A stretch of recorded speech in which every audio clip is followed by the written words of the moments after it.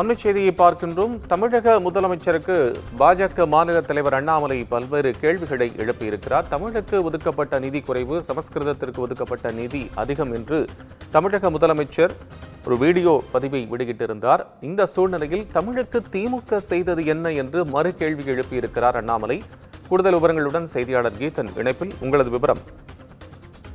இந்த மத்திய அரசு மும்மொழி கொள்கையை தமிழகத்தில் திணிக்கும் வகையில் பல்வேறு எதிர்ப்பு நடவடிக்கைகளை மேற்கொண்டு வருவதாக தொடர்ந்து தமிழ்நாடு முதலமைச்சர் மு.க. ஸ்டாலின் ஆளும் பாஜக அரசு மீது குற்றச்சாட்டுகளை முன்வைத்து வருகின்றார். அந்த வகையில் தொடர்ந்து திமுக அதிகாரப்பூர்வ நாளேடான முரசொலியில் இது தொடர்பான கட்டுரைகளும் முதலமைச்சர் சார்பில் வெளிவருகின்றன. இன்று கூட திமுக தொண்டர்களுக்கு அவர் ஒரு கடிதம் ஒன்றை எழுதியிருந்தார்.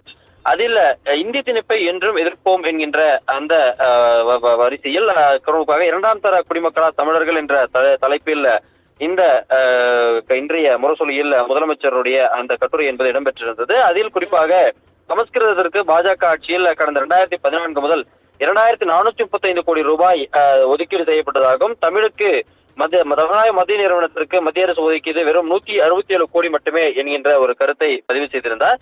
இது தொடர்பாக தற்பொழுது பாஜக மாநில தலைவர் அண்ணாமலை ஒரு முதலமைச்சருடைய அந்த கருத்துக்கு ஒரு பதிலடியாக குறிப்பாக தமிழுக்கு என்ன செய்தார்கள் என்பதை காட்டிலும் திமுக அரசு என்ன செய்தது என்கின்ற கேள்வியை அவர் முன்வைத்திருக்கின்றார்.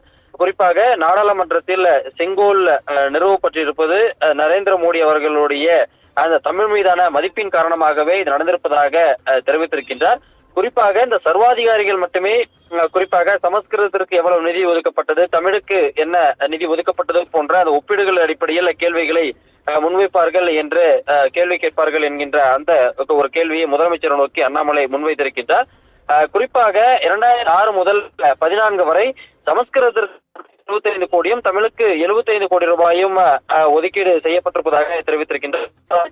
கடந்த காங்கிரஸ் ஆட்சி காலத்தில் சமஸ்கிருதத்திற்கு அதிக அளவு நிதி ஒதுக்கப்பட்டதை அண்ணாமலை தன்னுடைய எக்ஸ் வலைதள பக்க பதிவில் சுட்டிக்காட்டி இருக்கின்றார். அப்பொழுது நீங்கள் என்ன செய்து கொண்டிருந்தீர்கள் என்ற கேள்வியை முன்வைத்திருக்கின்றார். குறிப்பாக அப்போது திமுக காங்கிரஸ் கூட்டணியில் இருந்தது. அப்போது நீங்கள் என்ன செய்தீர்கள் என்ற கேள்வியை முன்வைத்திருக்கின்றார். குறிப்பாக ப. சிதம்பரம் மத்திய உள்துறை அமைச்சராக இருந்த காலகட்டத்தில் இந்தியை நாடு முழுவதும் பரப்புவதற்காக 170 பரிந்துரைகளை அவர் முன்வைத்ததாக ப. சிதம்பரம் முன்வைத்ததாகவும் அண்ணாமலை தற்பொழுது அவருடைய அந்த எக்ஸ் வலைதள பக்க பதிவில் தெரிவித்திருக்கின்றார்.